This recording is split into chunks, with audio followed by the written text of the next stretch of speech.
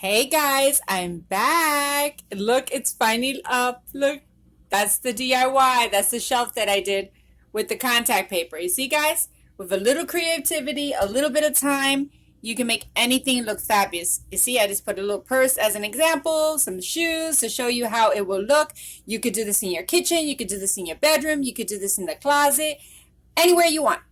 And that's that little bookcase thing that I showed you that I took apart and everything. Because Lowe's and Home Depot sells the pieces of wood and plywood and shelves so expensive and everything. This is the most cheapest way to go because you get so many shelves out of that one little bookcase thingy that I showed you. So these are the little brackets that you use to keep it up and everything like that. But look, it looks like marble. Look how pretty it is. I hope everyone has a wonderful day to each and every one of you around the world. Thank you for watching my channel. Thank you for subscribing to my channel. I'll see everyone later. Bye.